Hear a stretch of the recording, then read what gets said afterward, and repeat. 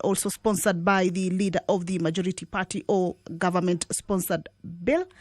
It's also coming up for first reading and seeks to amend Section 29 of the Capital Market Act, Cap 485A, for the purposes of refining the provisions relating to shareholding limits within different license categories.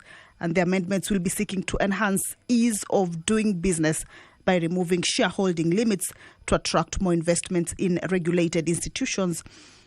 Without such limits, larger investors may be more willing to invest significant capital, leading to increased liquidity and expansion opportunities for the institution. So this is also a bill that is coming up for first reading before it heads to public participation. And then there will also be reading. There will also be the reading for the first time of the Equalization Fund Appropriation Bill, a bill originating from the Senate and co-sponsored by the chairperson, Budget and Appropriations Committee. This is a bill that seeks to authorize the issuance of a sum of money out of the Equalization Fund and its application towards the service for the year ending 30th June 2026. The sum of money equals to 16.8 billion shillings. And these are monies that will be shared among various constituencies in 34 counties for purposes of improving basic services such as water, roads, electricity, as well as health facilities. So these three bills are coming up for first reading, and then they will be proceeding into the next stage.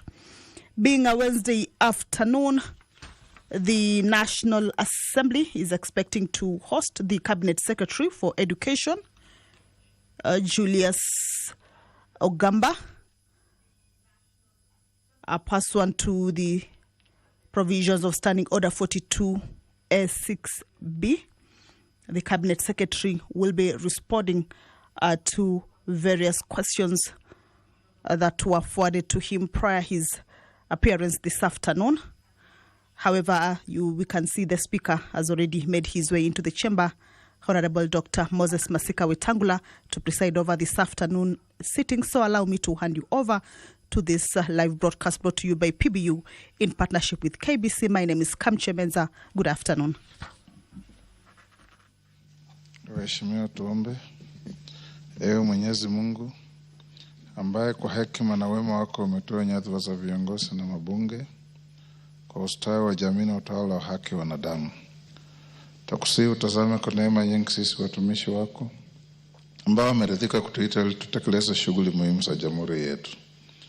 Tunakuomba uteremshe baraka zako sisi tuliokutanika hapa, na utujalie tuyatende na kufikiria mambo yote atakayofikishwa mbele yetu kwa njia ya haki na uaminifu, ili utukufu na sifa zako siendelezwe, na ili kustawisha amani, ufanisi na heri ya nchi yetu na wale ambao haja zao umezikabidhi mikononi mwetu. Amen.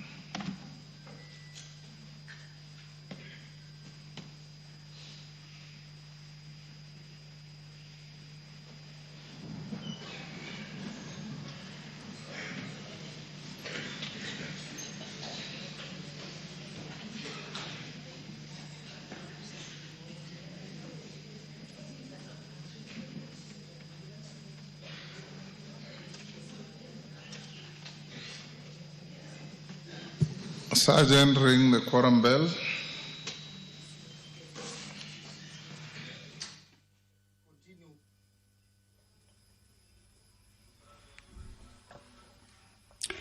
Prayer has been said and the chair taken. However, the House cannot commence owing to a quorum hitch. So currently, the quorum bell will be on for at least 10 minutes as provided for in the House standing orders, of course, to give room for the members who are perhaps running late to get to the chambers to at least hasten their steps and be able to join their colleagues inside the chambers, of course, to enable the House to raise or achieve that much needed quorum for it to be able to commence the sitting this afternoon. And as we wait for that quorum to be attained, we shall continue to take a look at the priority business that the members, once the House commences, will be taking into consideration this afternoon. Earlier on, I had indicated that the Cabinet Secretary for Education, Julius Ogamba, is expected or is scheduled to appear before the National Assembly this afternoon to respond to various concerns that were forwarded to the ministry, matters either of county, inter-county, national, regional, or even international concern regarding the ministry. And this afternoon, some of the concerns or questions that he will be responding to regard the funds that have been allocated by the ministry to public, primary, and secondary schools for co-curricular activities, specifically for participation in the National Ball Games and the Kenya Music Festival. The Cabinet Secretary will be required to state how much money is retained by the ministry from the capitation funds allocated for students for co-curricular activities, and explain why schools are fundraising for these co-curricular activities, yet there are to receive capitation.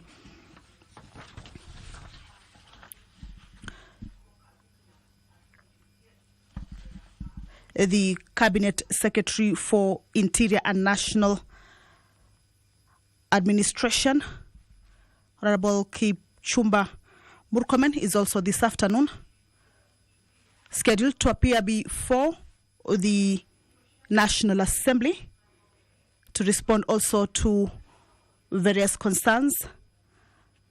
One of the questions that he will be responding to regards the state of security in the country, including steps being taken by the ministry to avert death and destruction of property during demonstrations. Also, the CS will be required to outline actions being taken to forestall the destruction of property and death during demonstrations, and also indicate the government, or rather when, all right, the quorum has been achieved. Allow me to hand you over to the live proceedings. Order number 1, administration of oath. Order number 2, communication from the chair.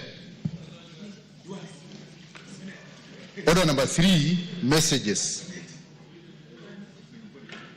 Order number 4, petitions. Order number 5, papers. Thank you very much, Honorable Speaker. Honorable Speaker, I beg to lay the following papers on the table of the House today, Wednesday, August 6th, 2025, in this afternoon sitting.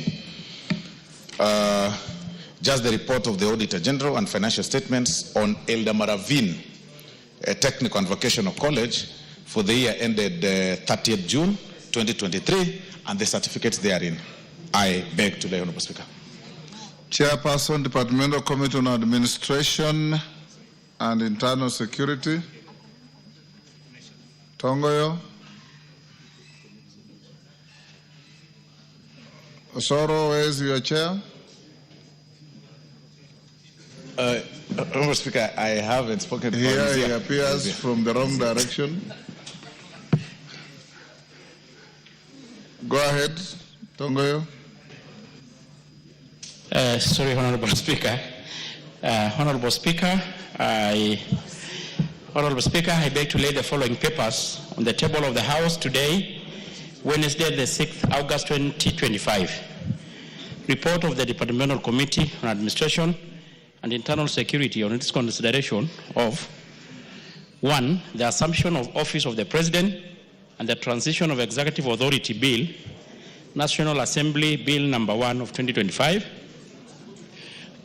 And 2, training and experimental learning visit together with the Independent Policing Oversight Authority to the Independent Policing Investigation Directorate in South Africa from the 25th May to the 1st June 2025. I beg to lay, Honorable Speaker. Chairperson, Budget and Appropriations Committee. Atandi, where's Atandi?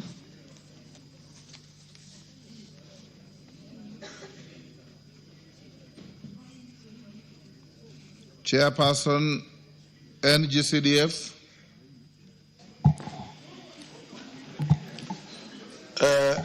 Honorable Speaker, I beg to lay the following papers on the table of the House today, Wednesday, the 6th of August 2025.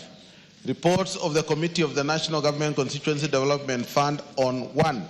The nominees for the National Government Constituency Development Fund committees for 5 constituencies. 2. The proposed budget ceiling for constituencies for the financial year 2025-2026. Mr. Speaker, I beg to lay. Thank you. Chair budget. Where is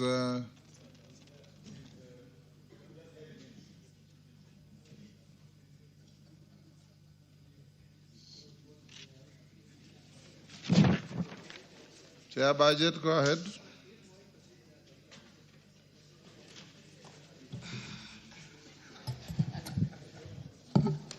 Thank you, Honorable Speaker.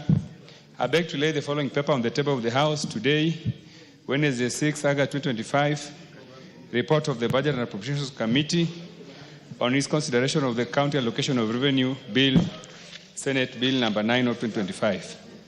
Thank you, Honorable Speaker. Thank you. Before we go to the next order, Clerk, allow me to acknowledge honorable members in the Speaker's Gallery. Good Testimony School from Embakasi East, Nairobi. St. Claret School from Kisauni, Mombasa. AHP Workshop Primary School from Belgut, Kericho. In the public gallery, Kapchorwa Comprehensive School from Kipkelion West, Kericho. Mother Kelvin's School from Nakuru West, Nakuru. St. John's Kaptomut School from Marakwet West, Elgeyo Marakwet. Kambinyasi Primary School from Baringo North, Baringo. And Turbay Primary School from Baringo North, Baringo. On my behalf and on behalf of the House, we welcome all the students, their teachers, and those accompanying them to the House of Parliament. Thank you.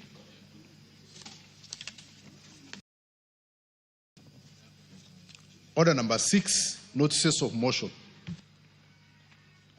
Musa Sirma, Chair NGCDF.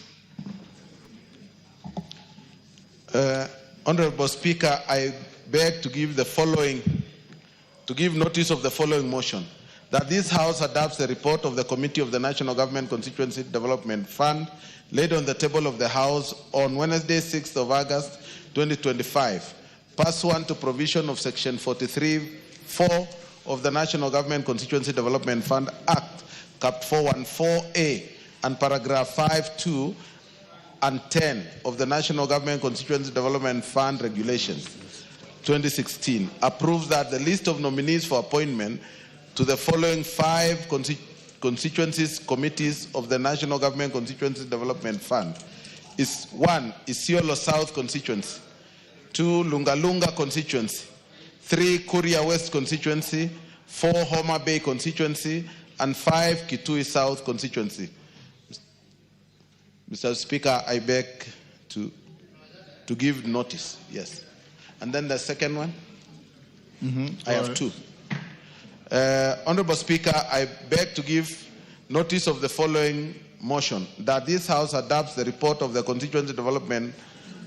National Government Constituency Development Fund on its consideration of the proposed budget ceilings for the National Government Constituency Development Fund for financial year 2025-2026, laid on the table of the House on Wednesday, 6th August 2025, and pursuant to the provision of Section 6(1) and 34 of the National Government Constituency Development Fund, Cap 414, approves the proposed budget ceilings for the National Government Constituency Development Fund for the financial year 2025-2026 contained in the schedule to the report.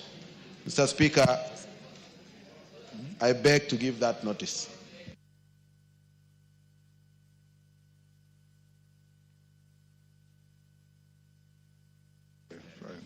Thank you, Musa. Next,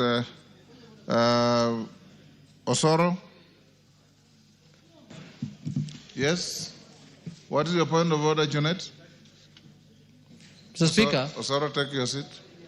Mr. Speaker, thank you for your indulgence. Mr. Speaker, it is worthy to take note, in line with what the chairman of the CDF committee has said, that all the money that was due for the CDF was disbursed by 30th of June 2025. You need to share with members here, because we are our enemies. We are the people who create fuss. When we speak here, we don't know we are speaking to the public. We say, oh, money has delayed, this has happened. That's what makes people hate CDF. But tell members that all the monies have been paid. There is no arrears. Musa Sirma. Honorable Speaker, I wish to confirm to the minority leader, who is the member and to the House. And the House. And the country. And the country, that all the money which was due for disbursement in the last financial year by 30th of June have all been released to the board and disbursed. Some have been disbursed of projects which have been approved by the board to the various constituencies, and money is in your accounts.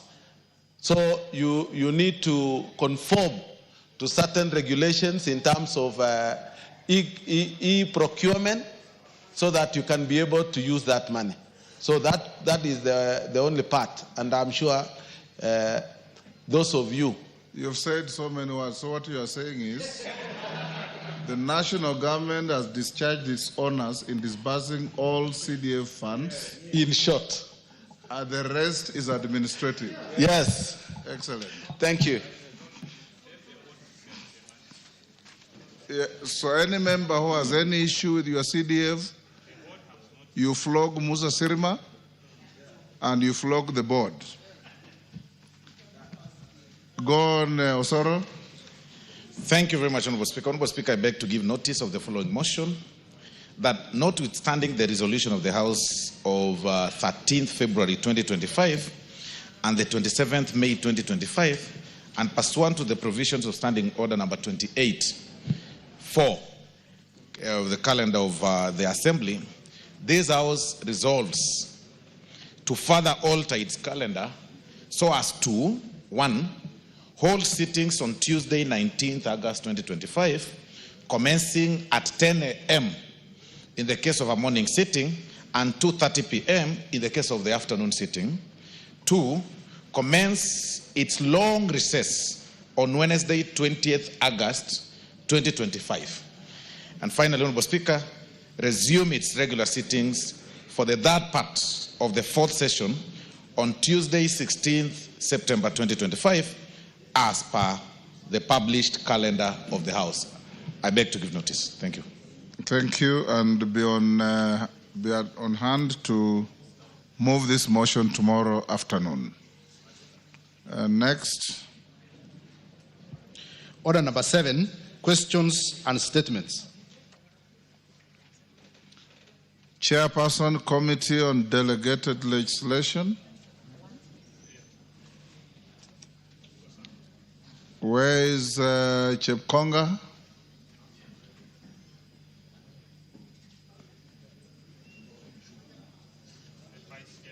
Gishimo.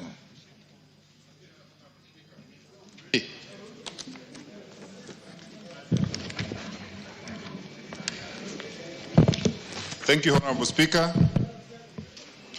I wish to give a statement on status of statutory instruments before the Committee on Delegated Registration pursuant to Standing Order 44.2D and Standing Order 210.5A. Honorable Speaker, I rise pursuant to Standing Order 44.2D and Standing Order 210.5A to report to the House the list of the statutory instruments approved under paragraph 4A. The Committee on Delegated Legislation is constituted under Standing Order 210 of the National Assembly Standing Orders, and it is mandated to consider and scrutinize statutory instruments submitted to Parliament to ensure conformity with the Constitution, the Statutory Instruments Act Cap 2A, the Act of which it is made, and other relevant written laws. I therefore wish to inform the House on the regulations that the committee has considered and approved pursuant to Standing Order 210-4A of the National Assembly Standing Orders as required by the standing orders. During the then session, which commenced on the Tuesday, 13 February 2024 to 11th December 2024, the committee received 107 regulations and approved 71 regulations pursuant to Standing Order 210-4A. In the fourth session, which commenced Tuesday, February 2025, the committee has so far received 55 regulations and has approved 29 regulations pursuant to Standing Order 210-4A. I beg to table a detailed list of all the regulations that the committee has considered in the third session and in the fourth session as at 31st July for the House to note. I wish to appreciate the Honorable Speaker and the Office of the Clerk of the National Assembly for the facilitation that the Committee on Delegated Legislation has been accorded, which has enabled it to consider the statutory instruments referred to it within the timelines as provided in the Statutory Instruments Act, Cap 2A. I also like to appreciate the committee members and the secretaries for their diligence and timely consideration of the business before the committee. I submit, Honorable Speaker. Thank you, Honorable Gishimu. Honorable Chair of Committee on Energy, is Gikaria here? You are supposed to respond to a statement requested by Honorable Naisula Lesuda. Yes, yes, Mr. Speaker. I have the response. Order. She's not in the House. Yeah. She's sought leave from the chair, the Speaker, to be away this afternoon or for some part of this afternoon. So we'll stay the statement to tomorrow. Tomorrow afternoon. Yes, Honorable Rai. I was supposed to receive a preliminary report regarding a statement I did ask about Charo Mai, who was abducted on the 16th of July, 2024. Tongoyo. Where is Tongoyo? He's been here. Raso, does your committee have that preliminary response? Thank you, Mr. Speaker. We do not have a response, but in any case, the minister will be appearing before us this afternoon. Maybe the honorable colleague will be in his place to put the same to the CS. Okay. Thank you, Mr. Speaker. Wait for the minister. He's coming this afternoon. Honorable member, yes, Omongina. Thank you, Honorable Speaker. Honorable Speaker, I have stood for a point of order which you referred yesterday. You stood on a point of order, not for a point of order. I have stood on a point of order which you referred, yes, which belonged to Honorable Doris Donya Toto, who has gone to the embassy, and she has requested me to ask you whether you can accept so that I can proceed and get the statement answered, if it is there today. You cannot. The rules require that she writes to the Speaker to designate you to speak for her. Thank you, well In the guided. absence of any letter, No, she didn't. yes, we'll stay to tomorrow. We have, honorable members, we had a request. Order, members. Those holding a Kamukunji, the Mombasa group. It can only be Mombasa, Kamukunji. Thank you. Honorable members, Omboko Melemba raised a point of order yesterday on school children who are in Meru on some national event and the payment of their accommodation and other related issues are directed at the Minister for Education. The CS Migoso Gamba appears before the House this afternoon. He has written a letter to the Speaker indicating that at the time I gave direction, he was already in Mombasa attending a function today with the Deputy President at some university and requesting that he has prepared a statement and forwarded to the Chair of the Committee on Education, who will relay to the House, and have acceded to that request. So, Chair Education, you can proceed now and deliver the statement. That one is not my... I'm not a minister.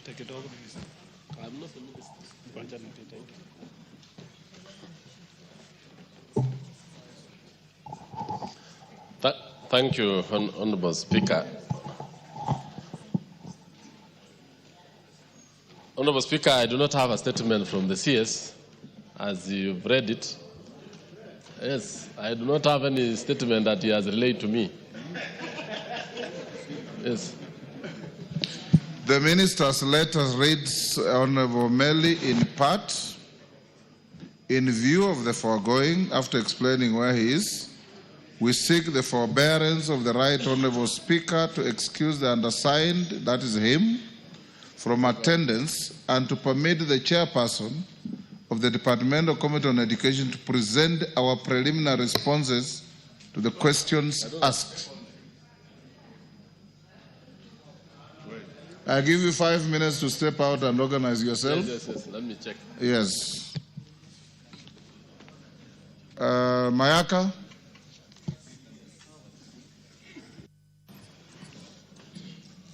Thank you, Honorable Speaker. Honorable Speaker, I stand to give a general statement regarding the performance of the Harambee Stars in the African Nations Championship. Honorable Speaker, pursuant to the provisions of Standing Order 25-9D-2B, I rise to extend warm congratulations to the Kenya national football team, the Harambee Stars, for their exemplary performance and hard-fought 1-0 victory against the Democratic Republic of Congo, the DRC, in the opening match of the African Nations Championship, CHAN 2024, played at the Moi International Sports Center, Kasarani. Honorable Speaker, we express profound appreciation to His Excellency Dr. William Ruto, the President of the Republic of Kenya, for his unwavering support to the team, including ensuring the timely completion of the stadium, facilitating logistics and attending the match in person. This commitment has greatly contributed to the team's morale and success. Honorable Speaker, our mighty Harambee Stars deserve our collective hearty congratulations as a House for their well-earned victory over the DRC. This achievement represents a significant source of national pride and exemplifies the power of unity, resilience, and the determination of our people. The historic win secured by midfielder Austin Odhiambo's decisive goal just before halftime marks a significant milestone for Kenyan football, as it is the first time Kenya has a CHAN victory over the DRC, a two-time champion. The team demonstrated exceptional skill, discipline, and resilience, overcoming early pressure and holding firm against a strong opponent in front of a passionate home crowd. Special recognition is due to Austin Odhiambo, also known as Rolls-Royce. Honorable Speaker, we also commend the leadership of the coach, Ben McCarthy, and the dedication of the entire technical support staff for their crucial role in preparing the Harambee Stars for this important triumph. The commitment of every player and the staff member has inspired millions of Kenyans, uniting the nation in pride and hope for the progress of our football. I salute the fans who rallied the team to its resounding victory and encourage them to keep up the spirit. As the Harambee Stars gear up for a subsequent match in the competition, we reaffirm our full support for their campaign. Their performance reflects the potential that can be achieved through hard work and dedication. We trust this victory will inspire further excellence. Honorable Speaker, I urge all honorable members and the entire nation to stand in full support and rally behind the Harambee Stars as they strive for their success, including attending the matches. And we say hongera to the Harambee Stars. May they continue to make us proud. And we do confirm that all the players and the technical team each got 1 million shillings from His Excellency the President. And may they continue to keep Kenya proud. God bless Kenya and God bless Harambee Stars. I thank you, Honorable Speaker. Thank you. We wish them well. They will be on parade again tomorrow and Sunday. Chege Njuguna, member for Kandara. Thank you, Honorable Speaker. Honorable Speaker, I rise to request for a statement regarding the completion of Mackenzie Moroka Kamurogo Road. Honorable Speaker, pursuant to the provisions of Standing Order 44.2c, I wish to request for a statement from the chairperson of the Departmental Committee on Transport and Infrastructure regarding completion of construction of the Mackenzie Moroka Kamurogo Road. Honorable Speaker, MS Nochmok Suppliers Limited was awarded a contract to construct the JCT A2 Mackenzie Moroka and JCT B23 Kamurogo Road.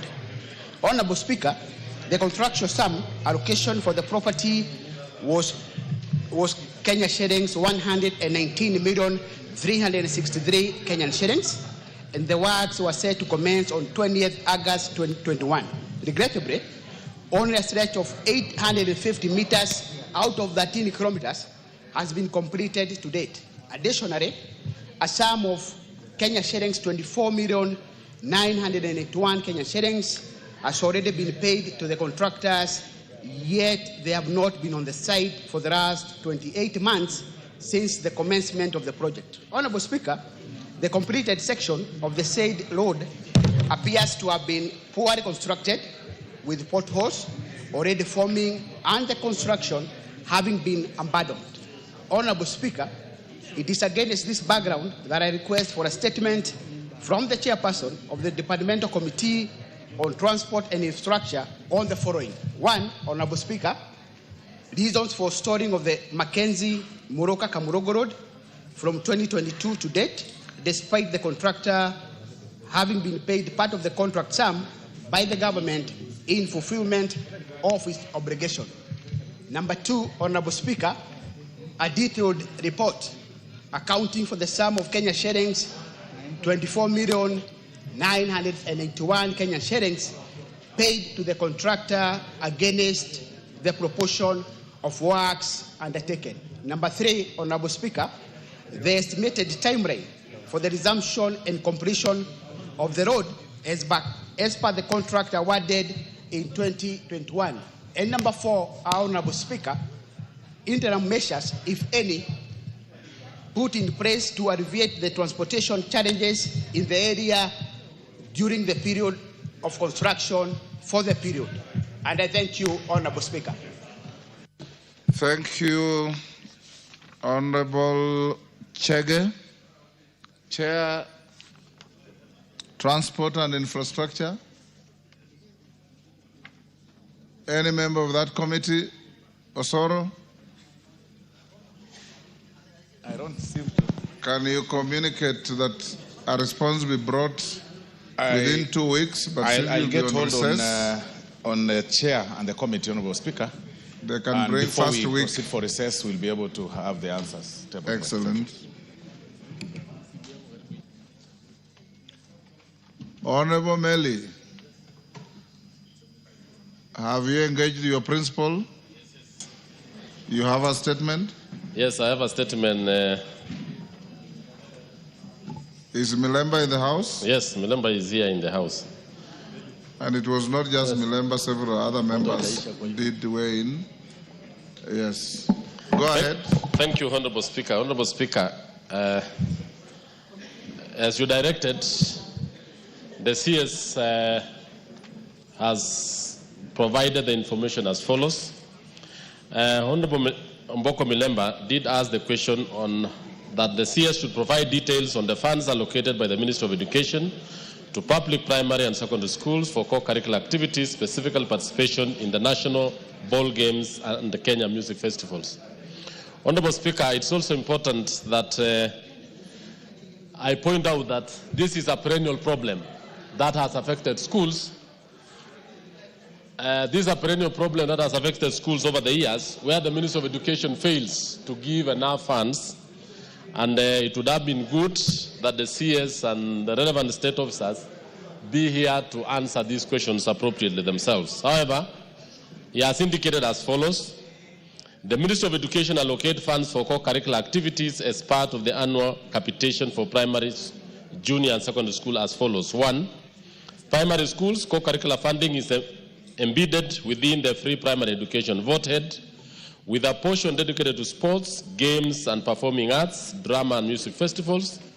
The sum of Kenya shilling 76 per learner per year is earmarked for sports, games and performing arts activities, music, drama and festivals. That's 76 shillings per year. B, secondary schools under the free-day secondary education program, Kenya shillings 1,500 per learner per year is allocated for co-curricular activities. This allocation covers a wide range of school games, sports, and performing arts. These funds are intended to support school co-curricular activities at the sub-county, county, regional, and national level. The support is in the areas of transport, accommodation of participants and officials, water provision, medical services, and other championship and festival costs.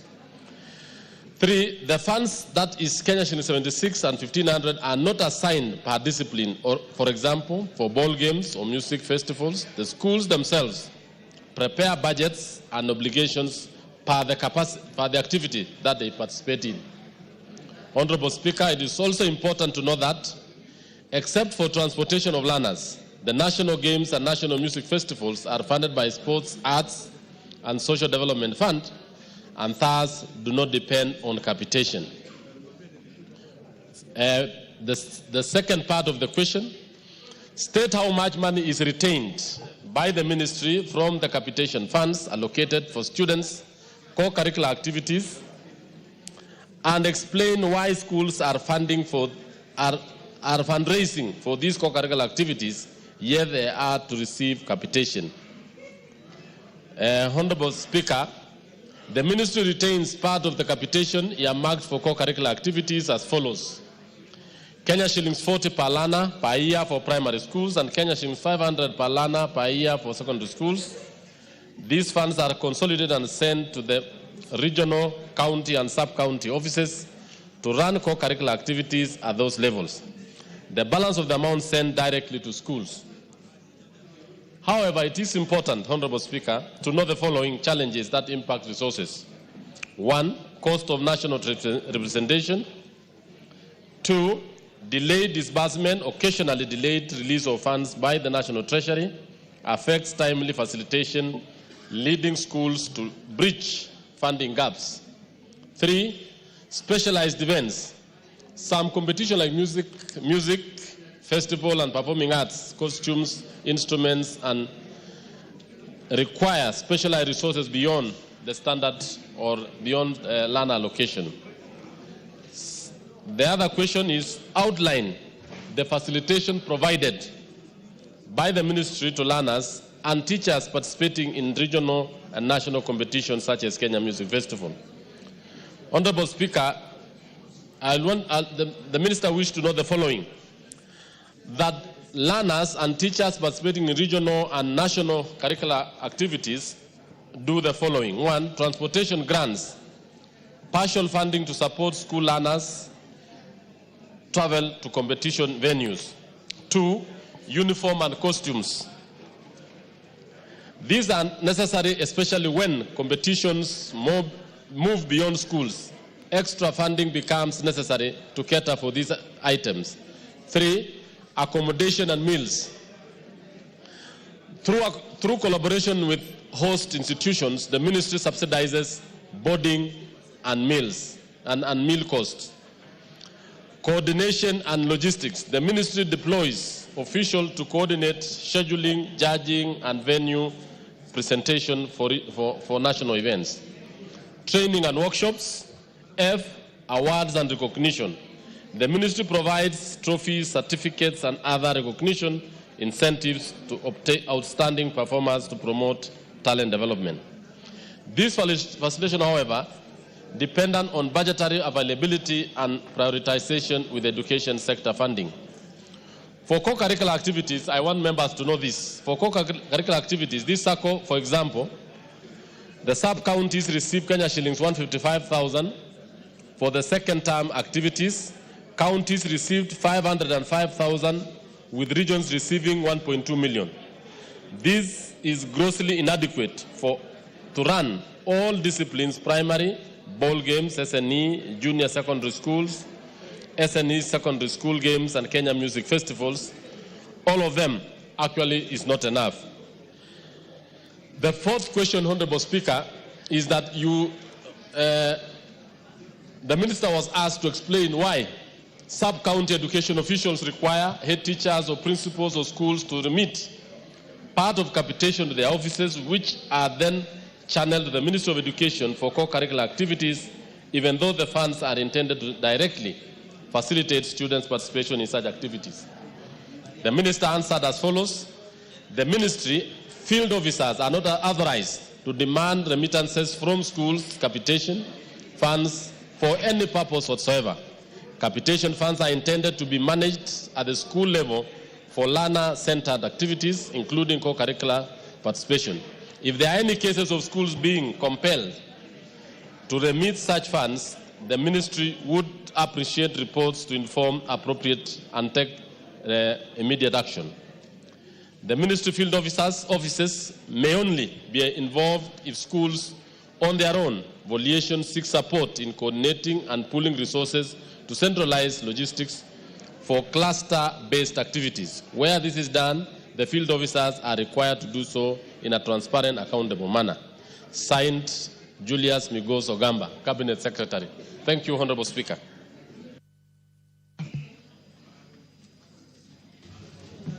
Thank you, Honorable Speaker. The questions that were asked by both myself and members have not been adequately answered.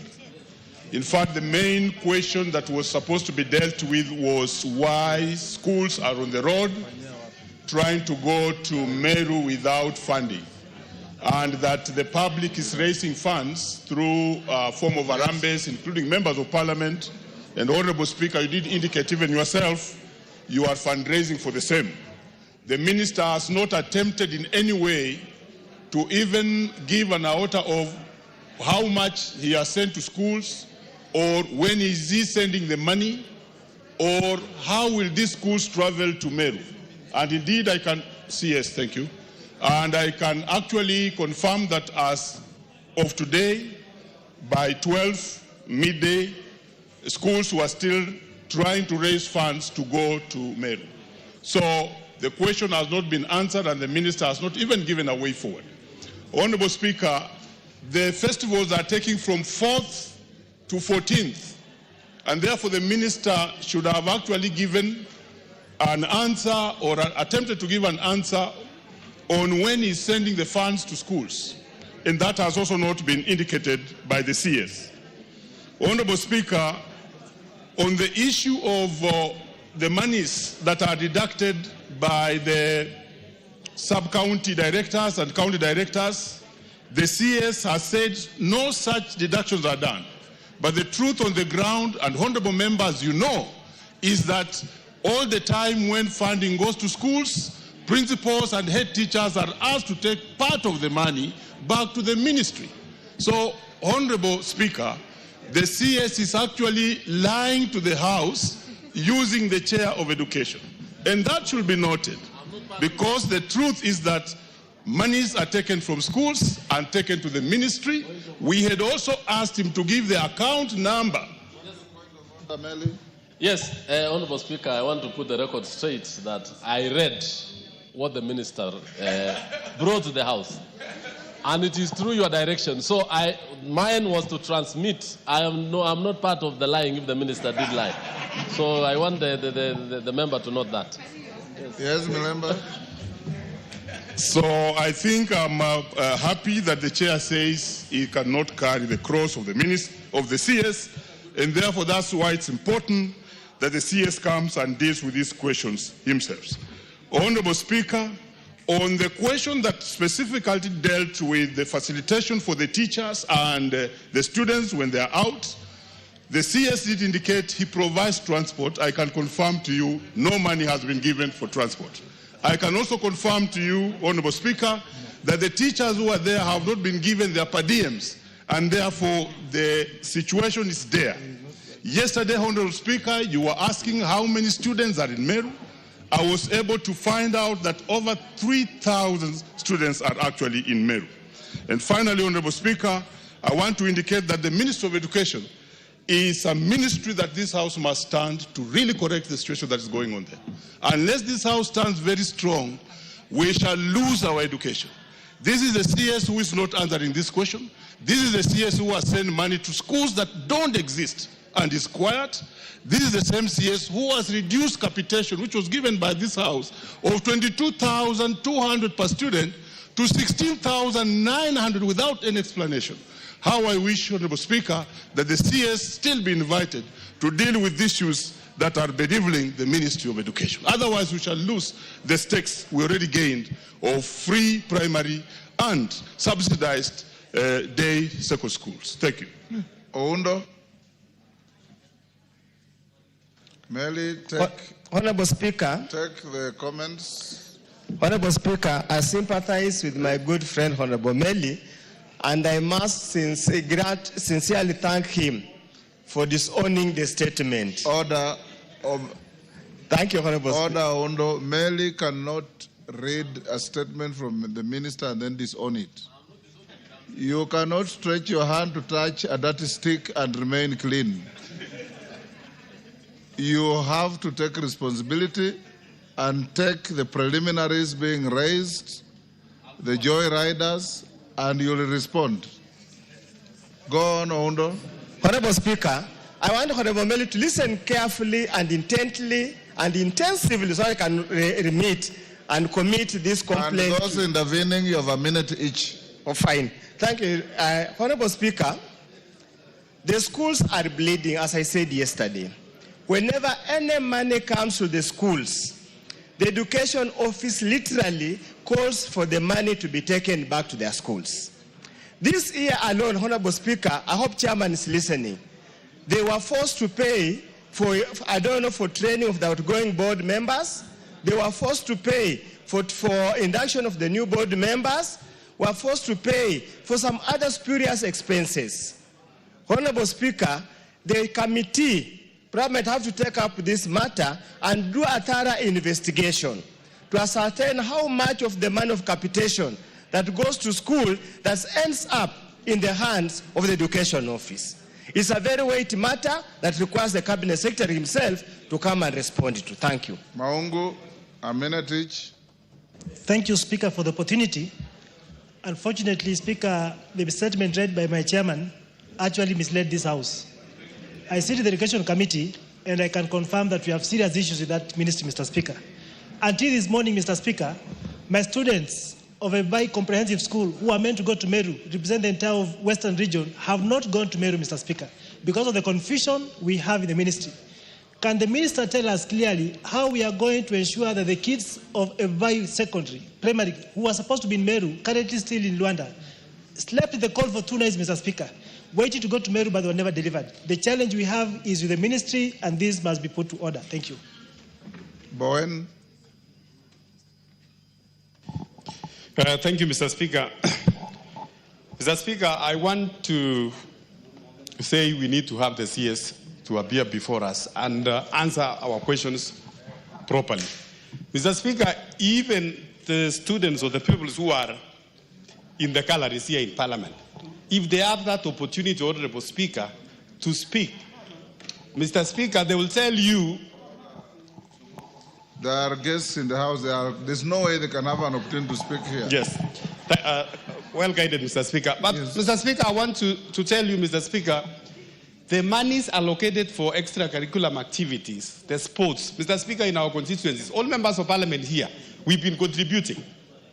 We've been paying for their trips, even when they are going for games, when they are going for music festivals. Mr. Speaker, I think as a House, we need to have the CS answer all our questions here, and also. Your minute is over. Dorothy, Kiara. 1 minute you have. Thank you, Honorable Speaker. Honorable Speaker, I want to say this is a weighty matter.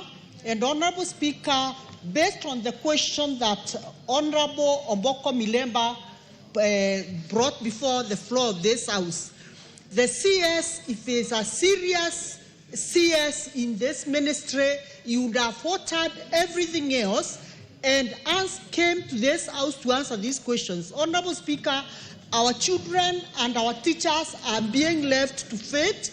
Teachers are roaming Meru town, wondering what to do with the students that they have because there is no money that has been given to these teachers, Honorable Speaker.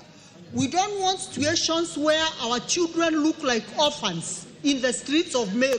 Honorable Speaker, it is the high time that we call the CS to go to Meru and witness what is happening in Meru right now. Robert Mbui. Thank you, Mr. Speaker. Mr. Speaker, I think the CS was very sly in avoiding to come to the House because he realized that were being asked. Mr. Speaker, that's why it's very irregular when the chair of the committee is the one responding on behalf of the executive. But Mr. Speaker, it is not true what the report that we have received. First, they don't support transport, they don't support in buying of uniforms, they don't support in accommodation and meals, and finally they also, every time money is sent to the schools, they are actually compelled to send part of that money to the sub-county education office. So everything that has been read out here by the CS is not true, and I think the CS must come to the House and respond to these questions himself. Yes, Justice Kamei. Thank you, Mr. Speaker, for the opportunity given to me. I want to join my colleagues, Mr. Speaker, that the answers given by the Chair of Education are not sufficient. They may have been given to him by the Minister himself, and it is our view that the Minister should come to this House since the matters we are raising are so weighty. And the matters, much as they relate only to co-curricular activities, Mr. Speaker, there are still very weighty matters in the Ministry of Education that we need ample time to be able to get the Minister here to answer the question so that we can also be able to ask him directly and see him in the eye if he's going to tell the nation what does not appertain outside there. Thank you, Mr. Speaker. Melly. Thank you, Mr. Speaker. Mr. Speaker, I want to agree with the issue before the House. Yes, the issue before the House is very hold weighty. Your horses. Yes. The issue raised by Milemba and supported. Yes.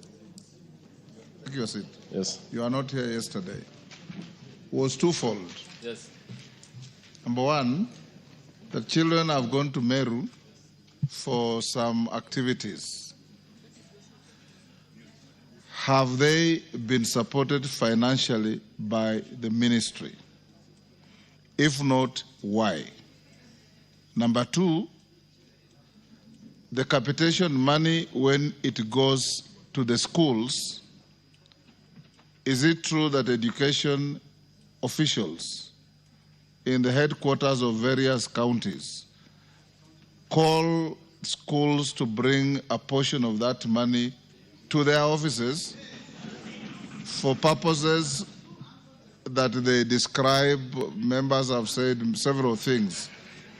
So if no money is taken to the offices of education officers, And all these honorable members, and I have no doubt everybody here is honorable, are saying such money is paid, then it is up to you to make an inquiry as to why this money is paid, to who, and for what purpose. And if the payment is an irregularity, who do you hold accountable and the redress therefrom? Go ahead. Honorable Speaker, thank you so much. And I want to say this. It is true that students, as has been said, are having problems. Last year, Honorable Mbui raised a question. And we took it all the way and we inquired. And we found that even teachers who were in provincial regional games in Nakuru and other parts of the country were not paid their dues. We took it up and we took it to the CS then. We even took it to the principal secretary. Honorable members of the Education Committee who are here are well aware that we had invited the CS and the principal secretary to come before the committee a few days ago, and he has failed to attend. Honorable, he failed to attend, not he failed to attend. Yes. He gave apologies. Honorable Speaker, it will be proper. Yes, as a committee, we'll take an inquiry into it, but at the same time, it is also good that the CS himself appear before the House because he's the principal administrative officer of the sector, because I can't respond to issues that are administrative to the sub-county level. So it will be proper that he comes himself. He'll be able to tell us which officers, which regions, and if there are no officers taking these particular problems, he's the one supposed to explain. However, I think this is a very weighty matter. We shall take an inquiry as an education committee and invite the CS and the PS and all the relevant officers. I thank you, Honorable Speaker. Oluoji, what was your point of order? Thank you, Speaker. I just wanted to confirm that while my daughter is not stranded there, but as a parent, I can confirm that I was asked to pay 23,000 Kenya shillings for my child to participate in the Kenya Music Festival. So this is actually a confirmation that there is something seriously wrong and we need to audit what is actually happening between the money going for capitation and the money that is going back.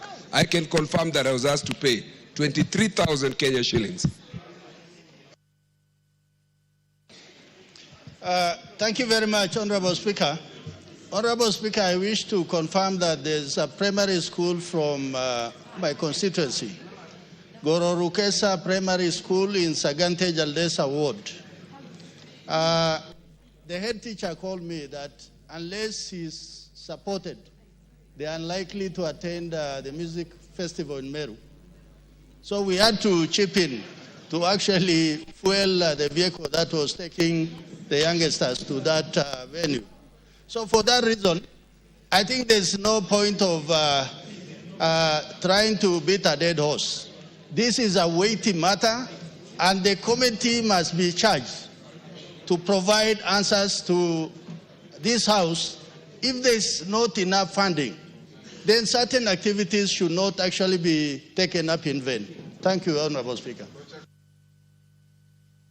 Is that Lochakapong or Faisal? Who is the member at the back raising his hand?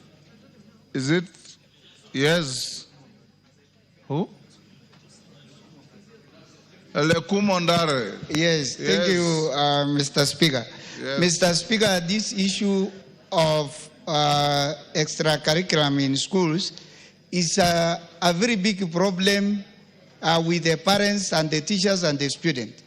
Mr. Speaker, even the education officials sometimes refuse even children to participate unless the school contributes to that kitty. So it is an issue which the ministry has to address. Otherwise, if we, as members of parliament, we don't support even those children to go and participate, they will not go, and there are no money. It is the parents which contribute for them in every stage, Mr. Speaker, from the sub-county, county, and the region, including what they are doing in Meru. So it is an issue, Mr. Speaker. Thank you. Ochanda. Mike, Mr. Speaker, I've run a very quick math in terms of the monies that we've been talking about. 76 bob per child in a school of around 500 kids is 38,000. This 38,000 is supposed to run the schools from the inter-school at the zonal level, from the zone to the sub-county, then from the sub-county to the county, all through to these levels. It is impossible. It's basically impossible, Mr. Speaker. So this House, we really don't want to preside over the ministry collapsing or the sector collapsing. We really have to get ways of how to address this, Mr. Speaker. Posing. I thank you, Honorable Speaker. Honorable Speaker, there's a problem. It is the truth. There's a problem in education, and particularly this money called extracurricular activities. Honorable Speaker, the minister himself must present himself here. There's nobody who carries the responsibility of the minister. I'm sure Honorable, my good friend, is suffering. But there's a problem, Honorable Speaker. And the minister, while watching in Mombasa, had brought up this issue with him, or as my responsibility as MP of Poko South. Speaker, there is a notorious education director in Kapenguria who is collecting this money. It is true, Honorable Speaker, there is a problem in this money. And unless this House takes a responsibility, Speaker, and leads, there's a problem. And therefore, I'm proposing the minister must stop whatever is happening in Mombasa and appear before the House next week, Tuesday, Honorable Speaker. Order that he comes next week, Tuesday. And then we deal with him. Because we cannot allow him, Honorable Speaker, to enjoy himself in Mombasa while our children are suffering in Meru. It cannot work, Honorable Speaker. You have the power, in accordance with Standing Order Number 1, Honorable Speaker, order that minister to appear on Tuesday, Honorable Speaker. We deal with him here properly, Honorable Speaker. I thank you. There is no evidence that he's enjoying himself in Mombasa. Yes, Milemba. Well, I wanted to indicate that one honorable member seems to calculate the money is going to school from a point of body mass. You must know that not all students participate in the games. And then the bigger lump sum is what is used to benefit all the students. But then what I was going to say is that the minister, Honorable Speaker, and I think the Honorable Speaker should have listened to this because it may inform his decision making. The Education Committee and Chair is actually just glossing this matter. The Education Committee, though I'm not a member, has been sorting to get the CAs for the last several weeks. They have invited him even more than 4 times, and he's not appearing to them. He has been invited to this House by yourself, he has not come. We are dealing with a matter that is just beyond what we think it is. And the chair should be frank enough to indicate that, so that it is only you possibly who can save this country by inviting that minister to this floor. Thank you, Honorable Speaker. Order. Honorable members, chair of the committee, you know your authority. You invite. If the invite is not honored, you summon. If the summon is not honored, there are consequences. So you don't need to cry on this floor that the minister is not attending to you. You have the instruments of authority in the standing orders, unless you don't know what powers you have. Osoro and Meli, you can see very clearly that you need the minister to come here and explain to the House, more particularly his assertion in the statement that no cent is paid by any school to any education office, and the continuing assertions by members that they know that money is paid to schools and paid back to education offices, a portion of it, for whatever reason. So I direct you to get the minister here on Wednesday to respond to these questions. As we go to the next, allow me to acknowledge St. Teresa's Girls School from Samburu, East Samburu, and St. Patrick Simotuo School from Pokoti South, West Pokot. On my behalf and on behalf of the House, we welcome the students, their teachers, and those accompanying them to the House. Now to the questions. Majority Leader, can you bring in the Minister for Interior? Thank you very much, Honorable Speaker. Honorable Speaker, The Minister for Interior is not in today. Yeah, I have just received a letter, Honorable Speaker, from, signed by Dr. Raymond Omolo, who is the Principal Secretary. And if you allow me, Honorable Speaker, to just quote that, he says that he acknowledges receipt of the letter inviting him, to, the Cabinet Secretary, to appear before this House on 6th August 2025 at 2:30 p.m. Then it says that regrettably, the date and the time set for the session coincides with a previously arranged high-level full-day security meeting with the Cabinet Secretary will be attending, alongside senior security officials. So the PS writes to respectively request a deferment of the scheduled appearance to respond to the parliamentary questions, Honorable Speaker. Honorable Speaker, the letter is signed and written by the PS. It's becoming a new norm, Honorable Speaker, also, that this House, the letter is dated yesterday, 5th of August.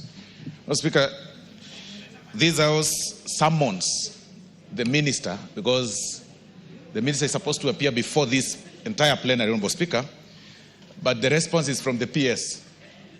And I think now I leave it to you, Honorable Speaker, from your position to give further guidelines, because if the minister is invited, then it should be actually the minister responding to this House the reasons as to why he shouldn't be appearing, Honorable Speaker, and not the Principal Secretary. In any case, Honorable Speaker, the CS has an obligation to this House, and the PS has an obligation to the specific committees, Honorable Speaker. This is not a committee. This is a plenary. It's a full House. I therefore wish to submit, Honorable Speaker, that we do not have the minister present today, going by this letter, Honorable Speaker. Honorable Osoro, as sitting in the majority leader's seat, that letter you have read to the House came to the Speaker's chamber yesterday, and the Speaker declined to excuse the minister from coming to the House today. Remember last week, Wednesday, the same minister was supposed to be here. He didn't show up. His PS wrote to Parliament. The invitations go to the minister, you're right, not to the PS. The PS is a stranger to the matter.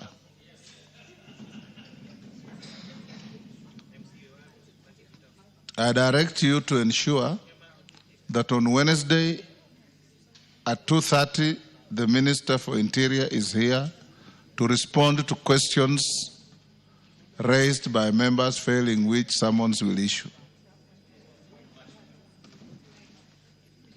Much obliged, Honorable Speaker. Thank you. Yes. Next order. Mama Zamzam, what is it? All the clerk. Mheshimiwa Spika, mimi nasikitika sana. Toka mwezi jana kuna shughuli ambayo nimekuwa nayo, ama nimekuwa na issue ambayo ni nzito sana, ambayo hata pengine mtu maisha yake yako hatarini, na ilikuwa namuuliza waziri. Lakini kama yeye atakuwa hawezi kuchukulia kwa makini hili jumba, itakuwa natudharaulisha sisi sote. We are representative of the people. Na kama tunakuja hapa na maswali kumuuliza, na yeye anatuma PS wake ambaye pia ukimpigia simu hashiki, ukimwandikia message hajibu, sisi tunawauliza tumeweka kwenye hizo ofisi kufanya kitu gani? Maisha ya kijana yuko hatarini, ameenda kuchukua ID, anaambiwa ID yake ilitoka kitambo na imefanya robbery mahali, mtoto anaozea kule ndani ya cell huko Nyamira. Yeye kama ni mtoto wake angesikia vipi? Mimi nasikia uchungu, Mheshimiwa Spika. Lazima waziri aje hapa anielezee mimi mama Mombasa hatma ya yule mtoto, sio mambo ya upuzi kutuma hapa mabarua na PS wao. Hii serikali lazima isonge mbele, wasiweze kumregesha rais nyuma. Asante sana Mheshimiwa Spika. Yes, Osoro. Speaker, I want to take note of the two directions that you've given. You earlier gave the direction of inviting the Minister for Education next week at 2:30 on Wednesday. Minister for Education is on a very narrow single issue. Okay. The children in Meru and the money going to schools and going to officers. Okay. It's the only issue. There are no other questions. So both of them should appear on Wednesday, 2:30. 2:30. Much obliged. Yes. Yes, Mbui, on the same issue? Yeah, Mr. Speaker, just to confirm something, because I have a question that Yes. was also to be responded to. Yes. And Mr. Speaker, I've seen there's almost 10 questions to the same CS. There's still about 10 questions to the same CS from across, members from across the political divide, which are very, very serious. And Mr. Speaker, several times you've even said that one of the ministries that has a lot of questions that are asked in this house is actually that particular ministry. So, Mr. Speaker, I want the CS to know that even though there is separation of powers, there is interdependence and there is independence. But we must work together to ensure that people get services that they deserve. For him to ignore some, to come to the house 2 times in a row, Mr. Speaker, I think that's unacceptable. And he must know that this house has the power to even get him out of that office, because it is this house that gave him that office. So, Mr. Speaker, let him be warned not to continue ignoring the power of the house. Yes, Chonga. Thank you, Speaker. I had a serious issue regarding the CS education that I wanted to point out to you. Apart from what we're talking about, the kids in Meru, we have kids who are in Kakamega, who are on rugby and some other games. One of the schools from Kilifi South, St. Paul Harris Girls, is in Kakamega. They're challenging they are defending their championship for rugby in Kenya. After that, they'll be required to go to South Africa. Already, Speaker, I am the one who's footing the bill for them in Kakamega. What is going to happen if these girls qualify to go to South Africa, yet the ministry, as they are in Kenya, is doing nothing about that?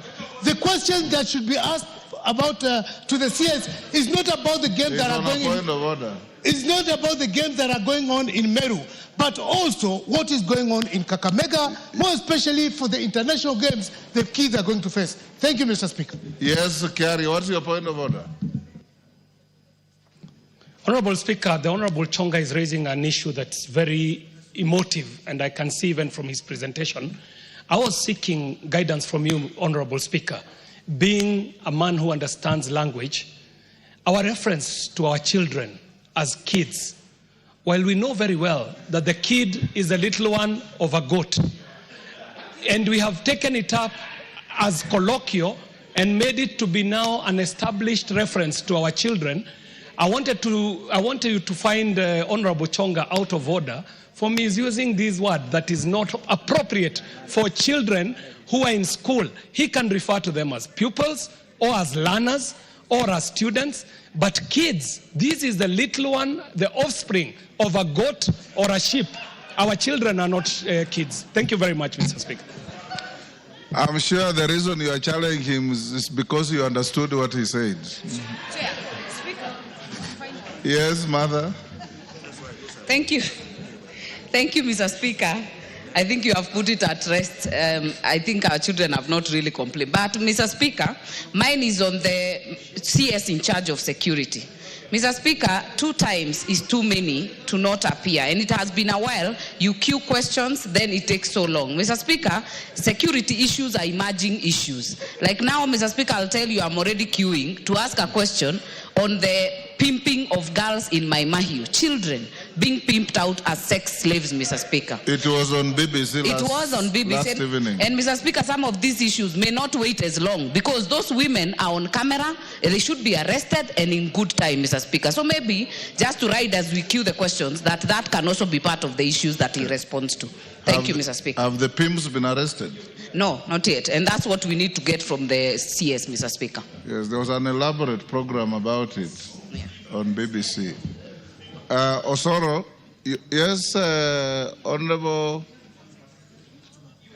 Karole Omonde. Thank you very much, Right Honorable Speaker. I want us to go to the next. Yes, I think we need to interrogate this matter a little further by focusing on the leadership of the House. I think that's where the problem is, or it is in our standing orders. I've seen it takes so long for questions addressed to ministers to be answered in this House.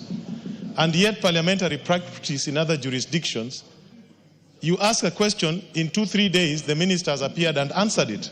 I watched proceedings in the House of Commons in Australia, in Canada, but here we tend to imagine summoning a minister here requires some ceremony, where we have to wait for 3 weeks, 2 months.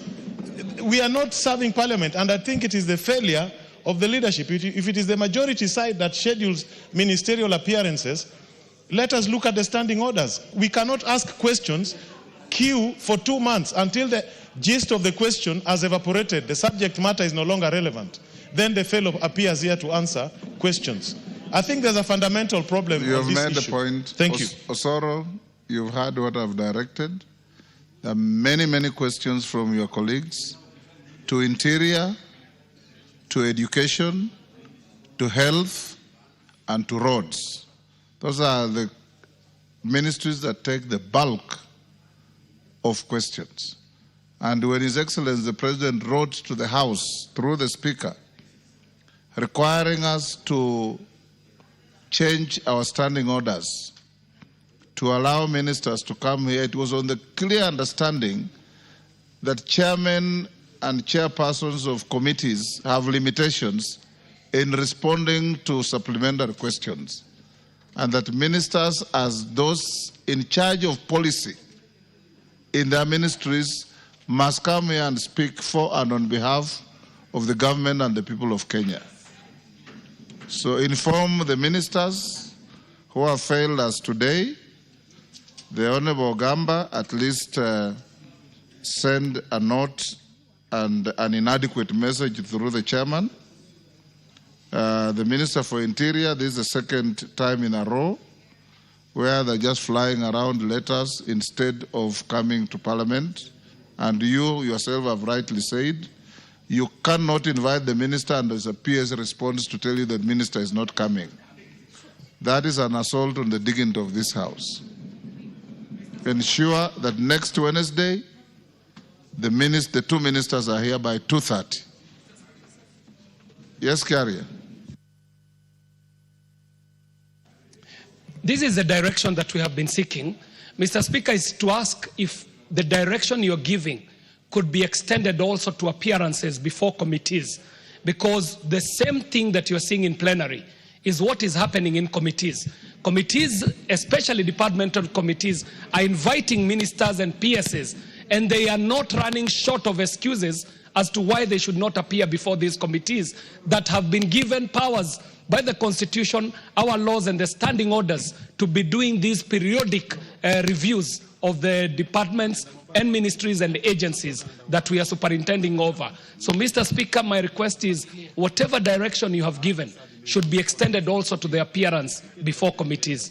Thank you very much, Mr. Speaker. It will be so.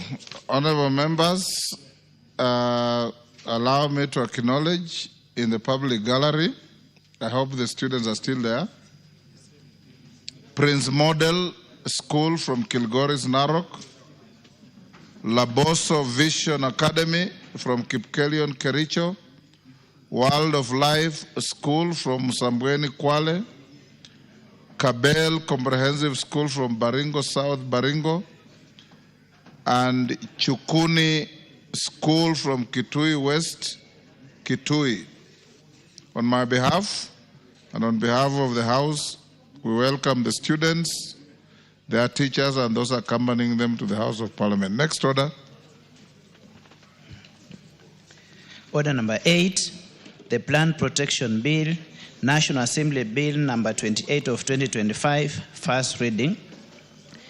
A bill for an act of Parliament to provide a regulatory and institutional framework for the prevention of introduction, establishment, and spread of plant pests, management of plant pests, facilitate safe trade in plants, plant products, and other regulated articles, and for connected purposes. Order number 9, the Capital Markets Amendment Bill, National Assembly Bill number 30 of 2025, first reading. A bill for an act of Parliament to amend the Capital Markets Act. Order number 10, the Equalization Fund Appropriation Bill, Senate Bill number 7 of 2025, first reading. A bill for an act of parliament to authorize the issue of a sum of money out of the equalization fund and its application towards the service of the year ending 30th June 2026 to appropriate that sum for certain public basic services and for connected purposes. Order number 11, the County Allocation of Revenue Bill, Senate Bill number 9 of 2025, second reading. Honorable members, is the chair budget here, Atandi? Honorable members, order. Order. The member talking to Tonkei, order. Honorable Meli, take your seat. Honorable members, due to time requirement and the need for counties to get these resources and operate, we must go to order number 11, finish, and move to committee of the whole on the same, so that we finish up with Kara today. Honorable Soro, you know the House Business Committee directed so. Honorable Mili, Honorable Mbui, you are aware of this. We must deal with Kara today at orders number 11 and 12. So, Atandi, you move the bill, and when we finish, we'll be at hand to go into committee of the whole. This is a Senate bill. It's straightforward on the horizontal division of revenue between counties. Have you called out order 11? Yes, Atandi. Honorable Speaker, thank you very much for even making that clarification. I beg to move that this House adopts the report of the Budget and Appropriations Committee on its consideration of the County Allocation of Revenue Bill, Senate Bill number 9 of 2025, laid on the table of the House on Wednesday, 6 August 2025. You are not right, Atandi. You are now moving the bill. Oh, thank you. So I beg to move that the County Allocation of Revenue Bill, Senate Bill number 9 of 2025 be now read a second time. Thank you. Then you move on to make your presentation. Thank you, Honorable Speaker. Honorable Speaker, I beg to move that the County Allocation of Revenue Bill 2025, Senate Bill number 9 of 2025 be now read a second time. Honorable Speaker, as you have rightfully said, this is a very simple bill which basically is sharing horizontally the county shareable allocation then to the 47 counties. Honorable Speaker, the bill is very important because it supports the devolved system of governance, and it is prepared in accordance with Article 218, 1 sub B of the Constitution. It outlines the equitable share of nationally raised revenue among 47 counties. Honorable Speaker, beyond the revenue allocation, the bill establishes the legal framework for fund transfers from the national government to county revenue funds. It also ensures predictability and legality in disbursements, while also setting recurrent ceilings for both the county executive and the county assemblies. Honorable Speaker, the basis for sharing revenue among counties is guided by Article 217 of the Constitution, which provides that Parliament must determine revenue sharing formula every 5 years. Honorable Speaker, on 24th June 2025, Parliament approved the fourth basis for revenue sharing, which will guide successful revenue distribution among 47 counties from this financial year 2025-2026 to 2029-30 financial year. Honorable Speaker, following the successful mediation of the Division Revenue Bill 2025, the County Allocation Revenue Bill 2025 was published in June 2025. Honorable Speaker, the bill proposes an equitable share of 415 billion for the financial year 2025-2026 among the 47 counties. Honorable Speaker, this represents an increase of about 27.6 billion from the Kenya shillings 287.4 billion shared in financial year 2024-2025. Honorable Speaker, the horizontal allocation is based on the fourth basis, which includes the following parameters. 1, baseline allocation. Honorable Speaker, baseline allocation is the amount of... Okay, sorry. Honorable Speaker, the parameters for the fourth basis formula for revenue sharing is based on the following parameters. The first one is base allocation. Base allocation is basically the allocation that was provided for in the financial year 2024-2025, which is 387.425 billion. The second parameter, Honorable Speaker, is affirmative allocation to 12 counties. This is 4.46 billion. And Honorable Speaker, just to explain that there are 12 counties that were identified by this formula. The counties are either too small in terms of population, too small in terms of geographical size. They are also, in terms of population, there are very few people in those counties.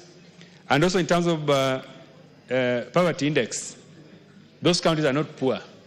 So there was a formula which was decided that those 12 counties, which include Elgeyo Marakwet, Embu, Isiolo, Kirinyaga, Laikipia, Lamu, Nyamira, Nyandarua, Samburu, Taita Taveta, Tharaka Nithi, and Vihiga, that we needed to, using affirmative action, allocate 4.46 billion, which they are sharing equally, to help them be able to even reserve money for development purposes. Honorable Speaker, the third formula is equitable share. Honorable Speaker, equitable share is 23.115 billion, which this money is distributed according to also the following parameters, which is 1, population, which takes 45% of this allocation, poverty index 12%, geographical size 8%, and basic share 35%. Honorable Speaker, basically, this is really what we are doing here today. And using that formula, if you have the report of the committee, there is a schedule of how this money has been shared among the 47 counties. The 47 counties, the first schedule, you can see that Baringo, for example, is going to receive a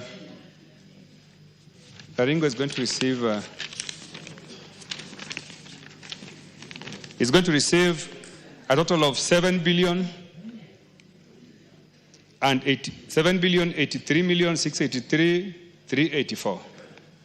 And if you go through up to the last county, that is West Pokot, is going to receive about 2,426,080.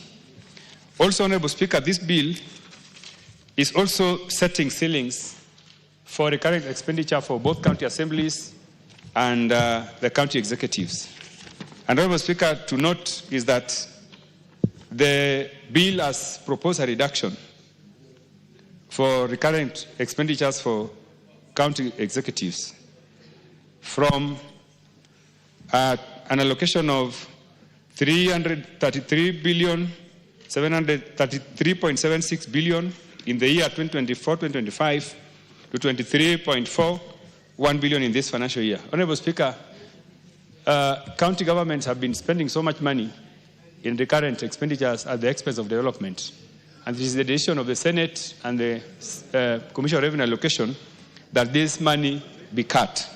Honorable Speaker, on the other hand, County Allocation Revenue Bill 2025 has proposed an increase in the county assemblies' ceilings. I think there's need for county assemblies to be more active in overseeing county governments, and they've been given additional resources to be able to help them do that.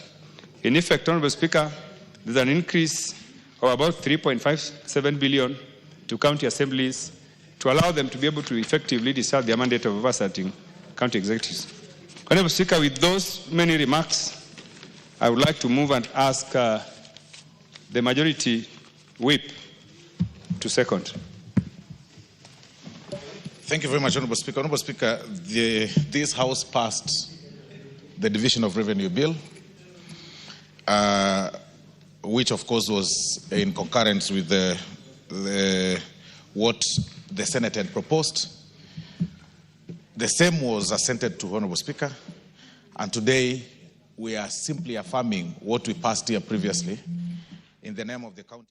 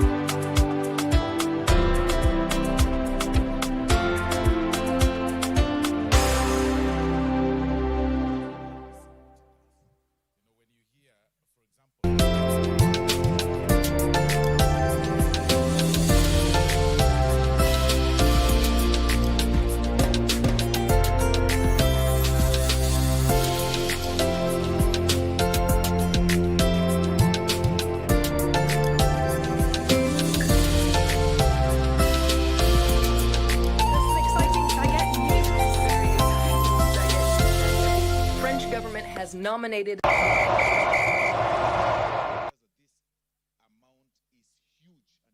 Mimi nashabikia timu Kenya. Nimeona chan zimeanza, games zimekuwa mob, and nikiangalia saizi Harambee Stars tuliona game ya kwanza vile walicheza na DR Congo, tukajaribu tukawin 1-0, na kesho tunafesa Angola. Hapo bado mimi niko na hopes, na I know we'll go beyond the group stages, na hopefully tunaweza fika hapo, tukingangana sana tunaweza fika hapo quarters ama semi final. And I'm rooting for Kenya. For tomorrow's game will be a draw or 1-0. Juu Kenya wanataka hii pesa. Hakuna mtu mwenye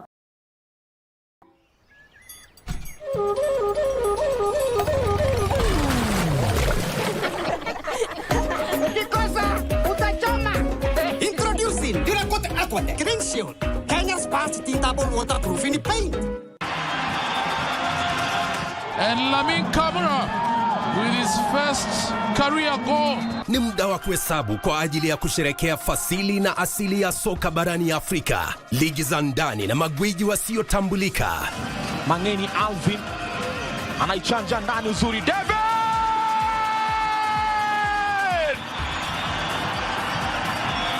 Michuano ya CAF ya mataifa ya Afrika 2024 ni njia ya kuzindua kupanua mtandao wa wachezaji ulimwenguni. Timu itakayoshinda itazawadiwa dola za Marekani milioni 3.5 pamoja na kujivunia kulinyanyua kombe hilo.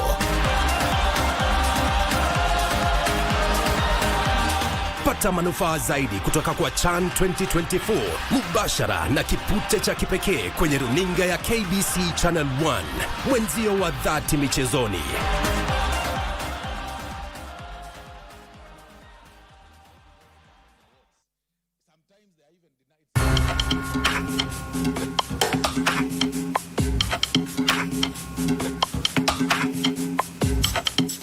We are real people who give real care. Visit www.definiteassurance.com or email info@definiteassurance.com for more information, or contact 0708-247-247 or 0788-247-247. Definite Assurance. You are definitely covered. J. Uko nao.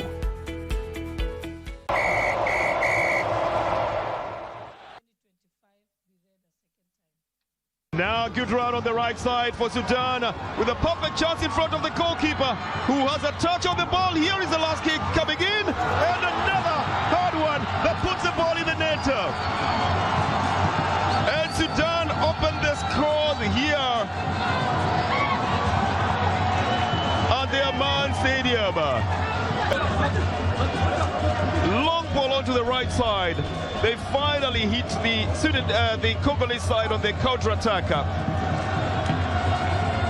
The shot at the second try puts the ball into the net. The initial shot having been blocked by the captain, Berangay Tua. But the 18-year-old Musa Hussein Musa, who plays for Elmer, just that fast shot.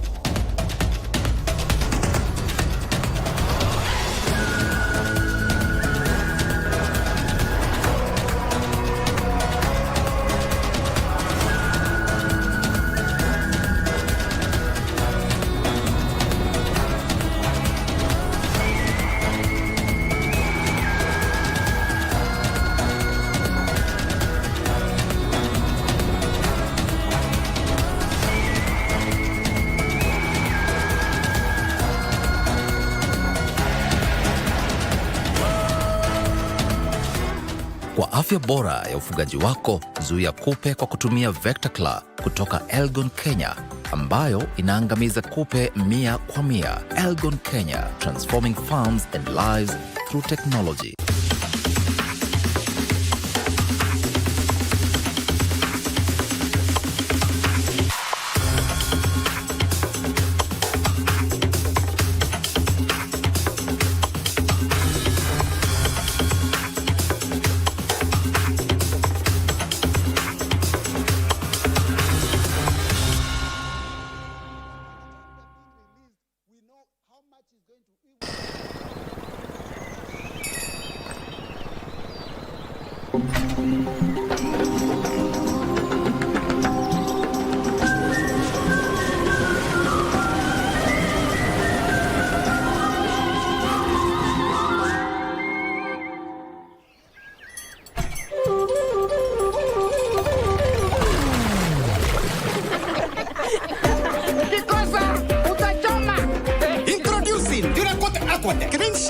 Kenya's fast tinable waterproofing paint.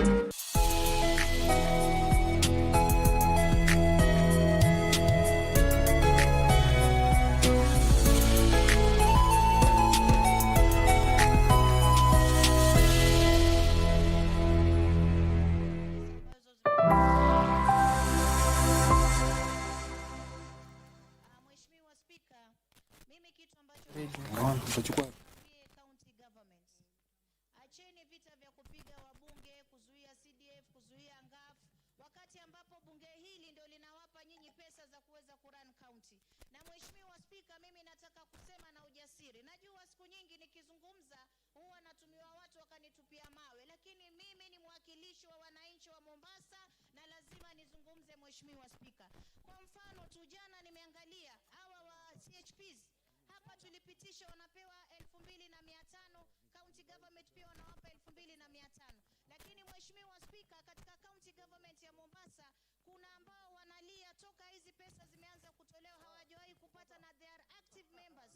Wanazunguka wakitibu wagonjwa, wakibeba wagonjwa, yani yale maradhi hata wanaweza wakaambukizwa wakati wowote Mheshimiwa Spika.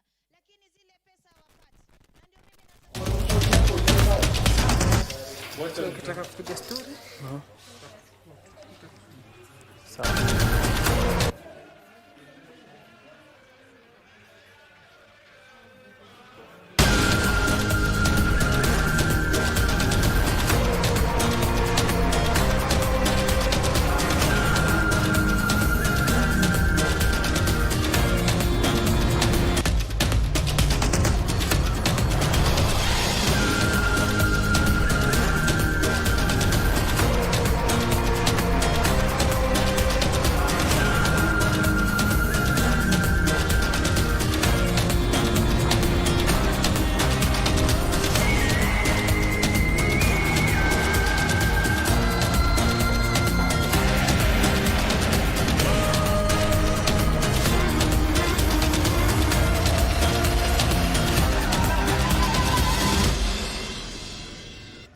Very good afternoon and welcome to our ongoing coverage of the Shan Championship. That is being co-hosted by ourselves, Kenya, Uganda and Tanzania. And the first fixture this afternoon brings together two Central Africa rivals, and that is the Central African Republic as well as Burkina Faso. The Central African Republic making its debut not just in a major championship, but making a debut in this tournament. They have yet to play a match. This is going to be their first match. Burkina Faso, of course, losing their first game to hosts Tanzania. Will they be able to turn things around?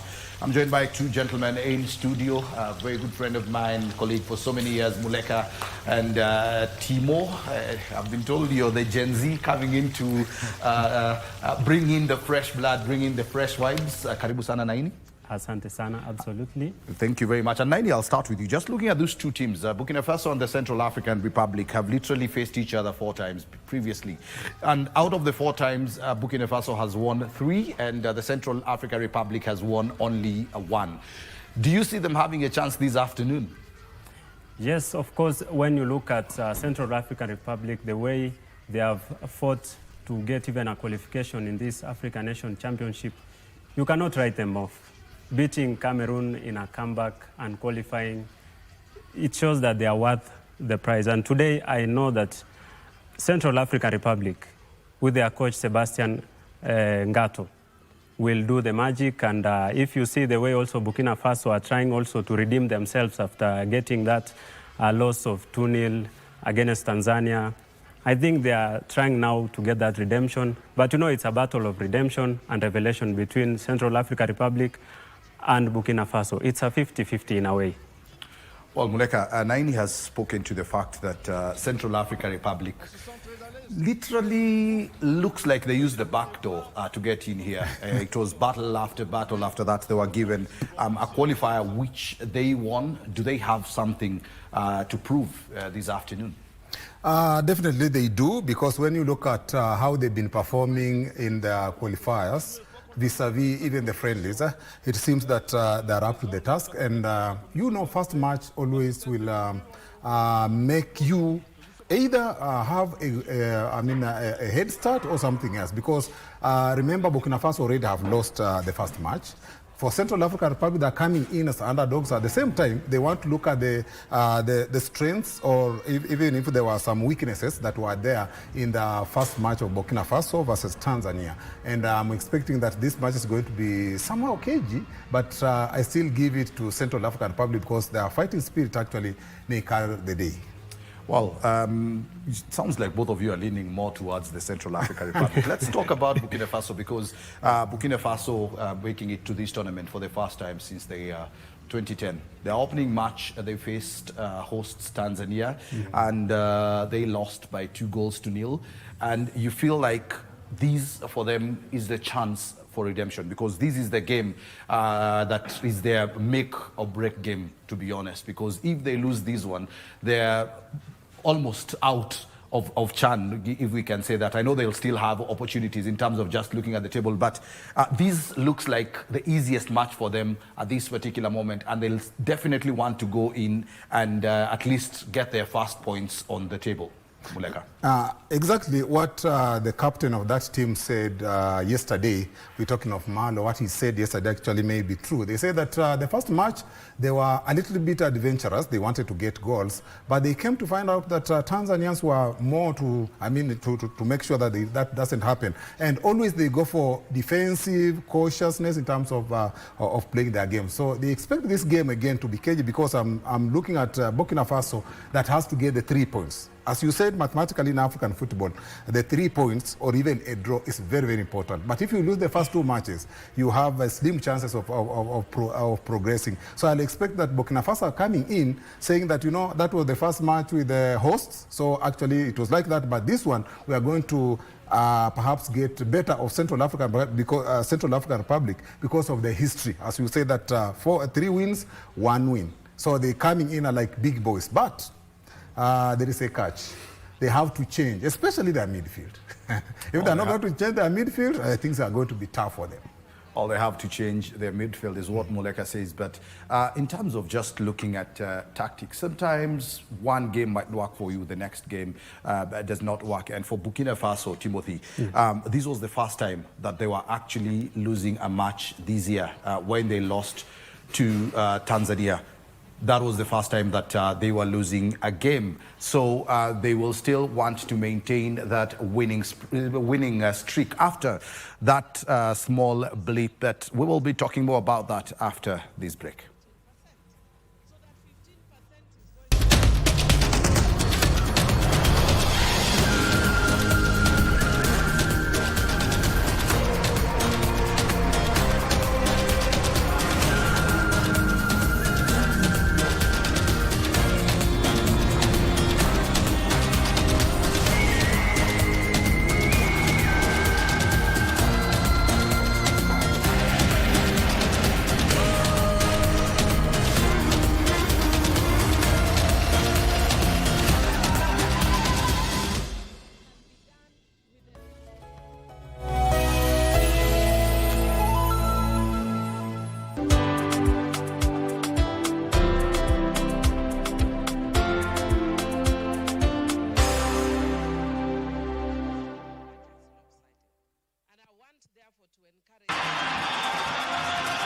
And Lamin Camara with his first career goal.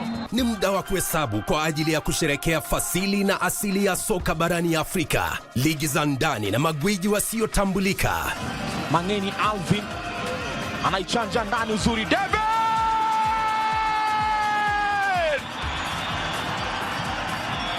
Michuano ya CAF ya mataifa ya Afrika 2024 ni njia ya kuzindua kupanua mtandao wa wachezaji ulimwenguni.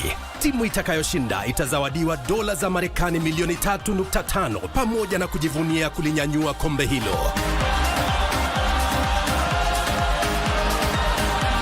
Pata manufaa zaidi kutoka kwa CHAN 2024 mubashara na kipute cha kipekee kwenye runinga ya KBC Channel 1, mwenzio wa dhati michezoni.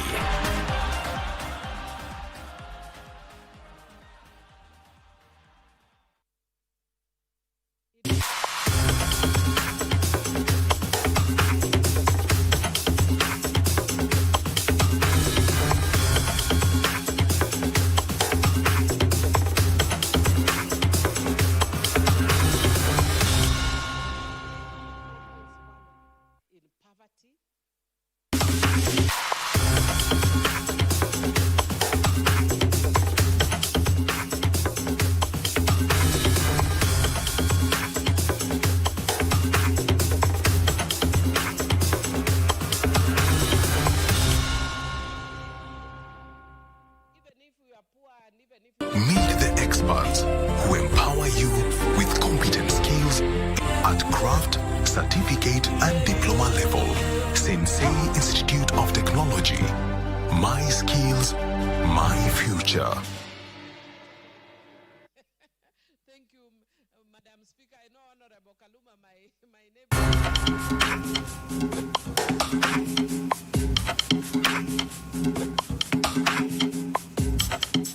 We are real people who give real care. Visit www.definiteassurance.com or email info@definiteassurance.com for more information, or contact 0708-247-247 or 0788-247-247. Definite Assurance. You are definitely covered. J. Uko nao.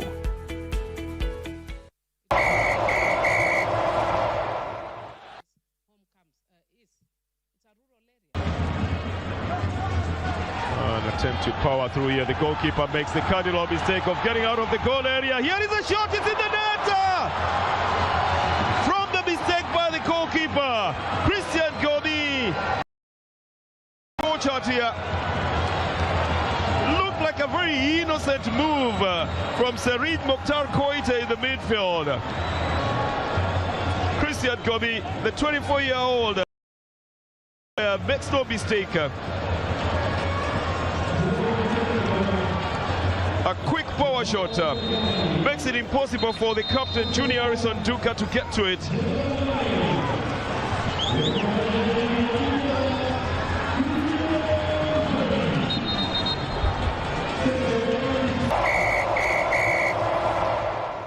actually visible on the ground and in the grassroots that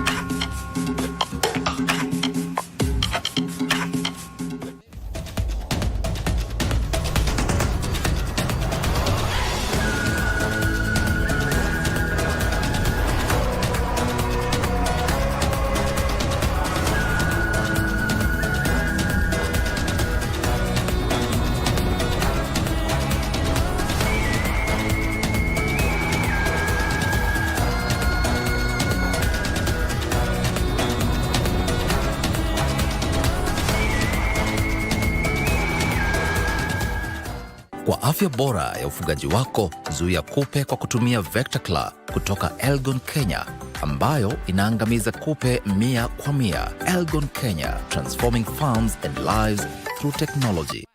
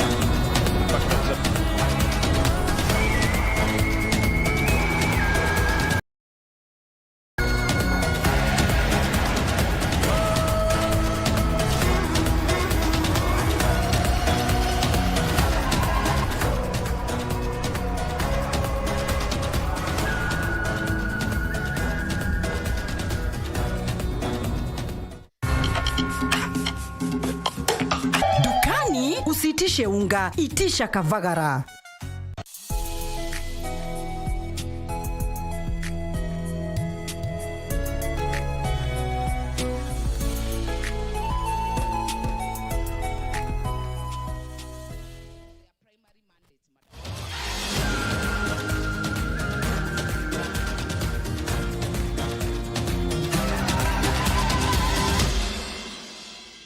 Lineups are out for both teams, and I'll just go through them very quickly in terms of the starting 11 for both teams. And for Burkina Faso, we have Laji Sanu in goal, Mohamed Guira, Josephat Utara, Patrick Bihetu Malo, the captain Abdul Bugani, Papus Utara in defense. In midfield, we have Atiu Logotigwe, Abdul Guiro, Khalifa Nikema, Abdel Kabore and Abdoulaye Toure complete the first 11 for Burkina Faso. For the Central African Republic, we have Soutinin Ngasuma, Cyril Judiciel, Flory Jean-Michel, Cherubin Melus, Isaac Michael Suango, Melki Jerede, Zumara Tangue, Benjamin Lense Romeo, Kobeto Dimitri, Ghislaine Munguide and Sydney Chifot Chibinda completing the starting 11 for the Central African Republic. Remember, for the Central African Republic, they are yet to basically play in any major tournament. This is the first time they're playing in a major tournament, and the first win that they've gotten this year is a recent match that they played against Mauritania that they won by 2-1. 2 previous outings before that, they lost both games. They come to face a Burkina Faso side that is also smarting from a defeat to the host Tanzania, and they will want to prove a point today. And that is where I want to pick it up from, Timothy. And I know earlier on we were talking a lot about the Central African Republic, the advantage that they have coming into this particular tournament. But then there's also now that aspect of the statistics of the year so far.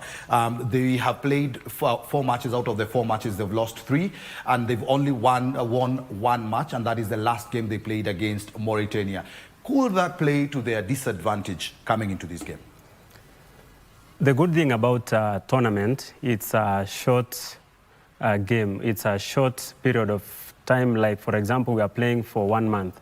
So if we could go by statistics that Burkina Faso are the better side, having won more matches in better part of the year, for a tournament, most of the times it wouldn't work that way because it depends on the matches preceding to the tournament. So if Central African Republic had a well-set friendlies or played competitive friendlies just before CHAN compared to Burkina Faso, maybe in one way or another, Central African Republic will have a better finishing edge, will have a good defensive play, better midfield compared to Burkina Faso. But if we go by statistics, then we will say Burkina Faso stands out compared to Central African Republic. But as Coach Issa Balboni said yesterday, yes, they have a good record compared to Central African Republic. But going to this match, they will not look at the statistics because they look at how now they will try to read Central African Republic. I think for the first 15 minutes of the match, that is when we will gauge now if Burkina Faso will be dominant over Central African Republic or Central African Republic will have a point to prove in front of Burkina Faso, who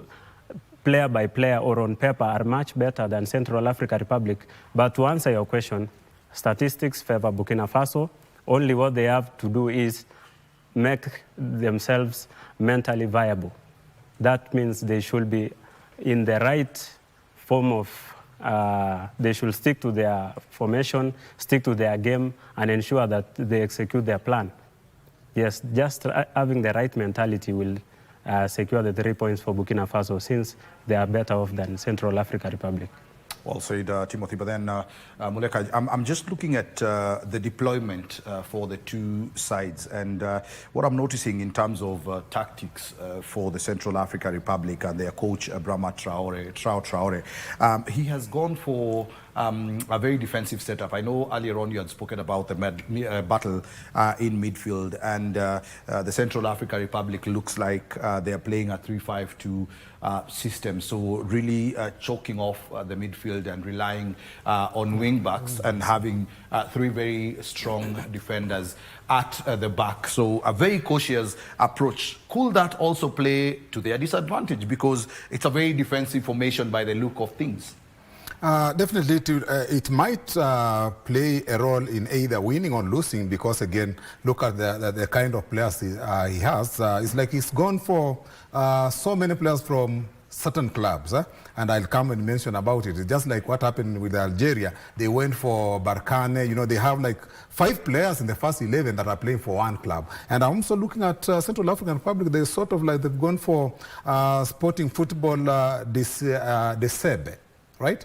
So that they have 4 players, and then of course the other side they have USF, also 3 players. So that then means that that link between the players who've been playing, for example, let's come to like the Kenyan style. If you have a player from 5 players from one club, they understand each other, especially in the midfield and also in the striking force. The same thing has happened to Burkina Faso. Look at their lineup. Vitesse FC. You're also talking of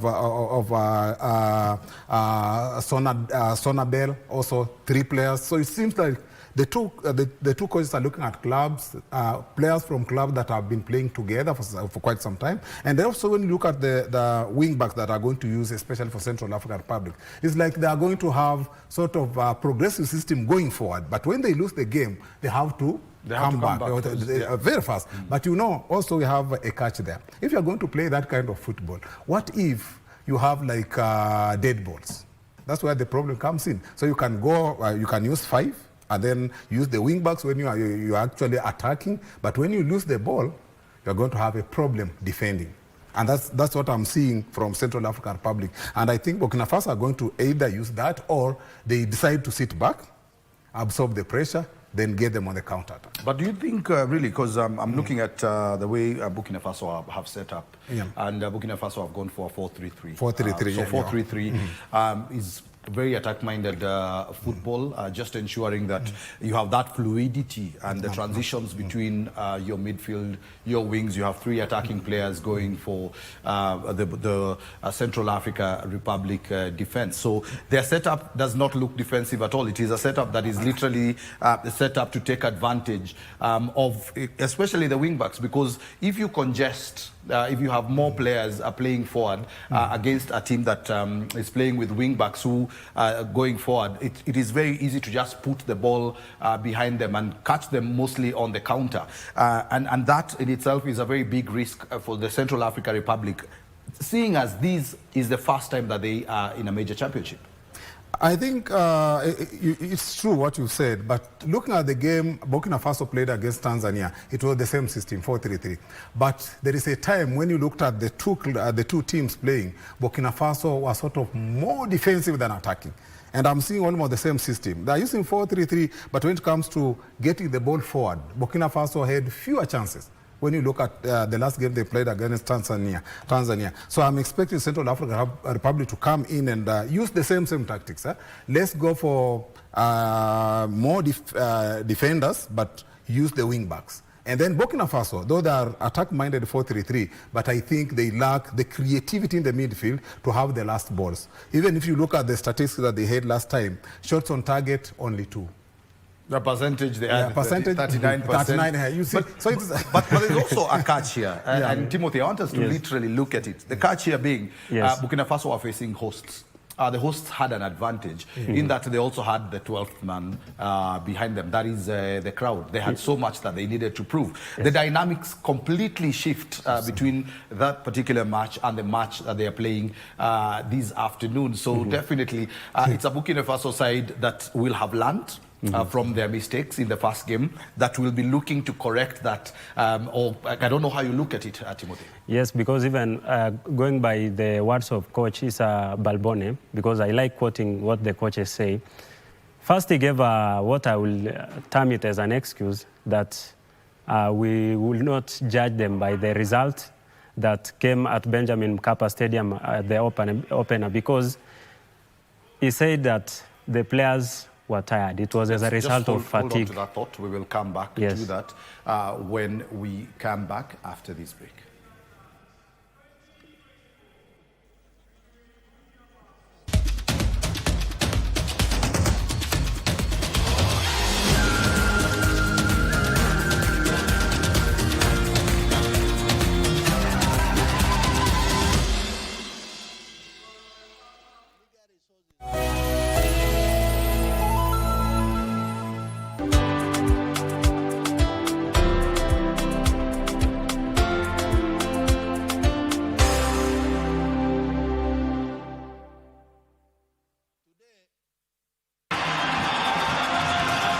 And Lamin Camara with his first career goal. Ni muda wa kuhesabu kwa ajili ya kusherekea fasili na asili ya soka barani Afrika, ligi za ndani na magwiji wasiotambulika. Mangeni Alvin anaichanja ndani uzuri, David!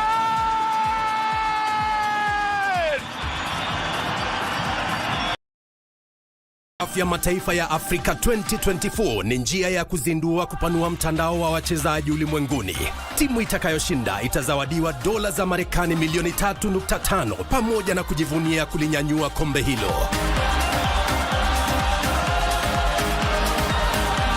Pata manufaa zaidi kutoka kwa CHAN 2024 mubashara na kipute cha kipekee kwenye runinga ya KBC Channel 1, mwenzio wa dhati michezoni.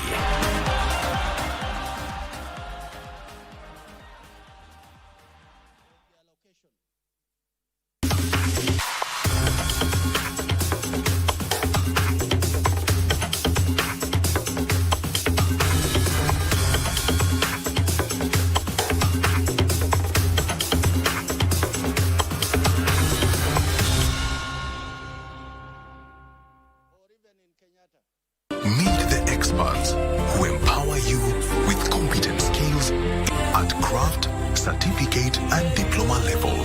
Sensei Institute of Technology. My skills, my future.